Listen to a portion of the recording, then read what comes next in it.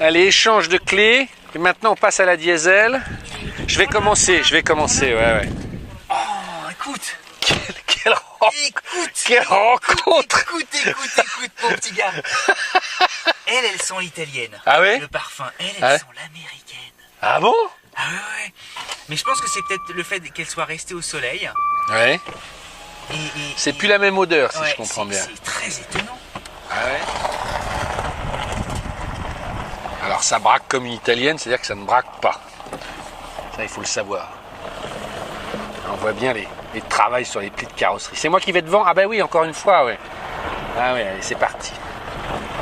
Alors la petite mesquinerie, il y a le fauteuil électrique, c'est que l'assise, mais c'est pas le dossier, ça m'exaspère.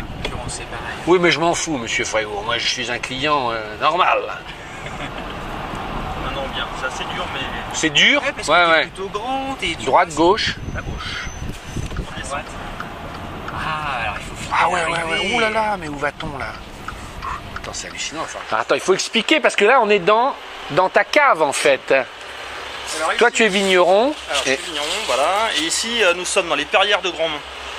Et donc là, tu stockes du vin, si je comprends bien. Oui, on a une dizaine de propriétaires. Ouais.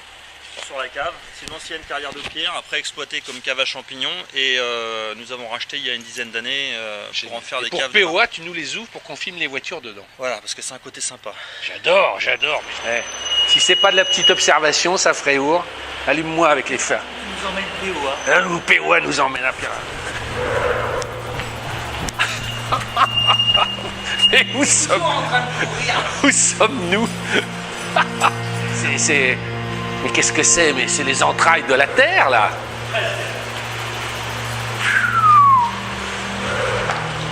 Alors, on se trouve dans les carrières de pierre qui ont servi à construire les châteaux de la Loire, quand même.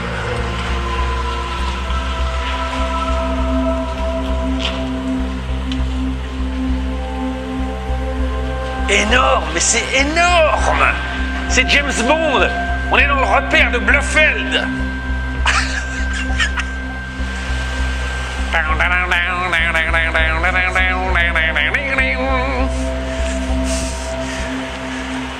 Bienvenue 007! Repère! 5 hectares, voilà, donc 50 000 m², 7 km de galerie, une dizaine de propriétaires. En fait, on a racheté cette cave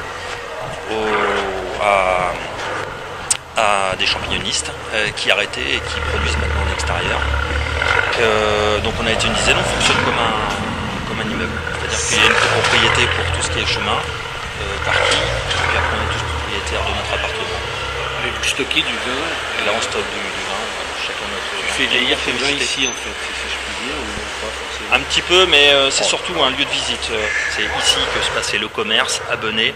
Juste dans une petite cave qui a... Benay, c'est le village où on est. Hein. C'est le village où nous sommes, voilà, qui fait partie des 7 villages de l'appellation Bourgueil. Et il y a un rond-point qui s'appelle un rond-point, mais dans une cave, qui s'appelle le rond-point de Grandmont. Et c'est ici que se faisait tout le commerce en fait. Et sous terre. Les mecs venaient marchander l'achat, la vente et tout ça. Voilà. Grandmont est connu à Paris par tous les cafetiers pour être un lieu de commerce. Et il se faisait beaucoup de commerce. Il y a ça une trentaine d'années. Ouais. Putain, ça fout des jetons quand même.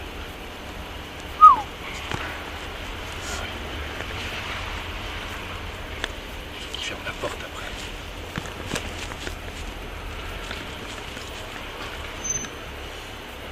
après. Incroyable.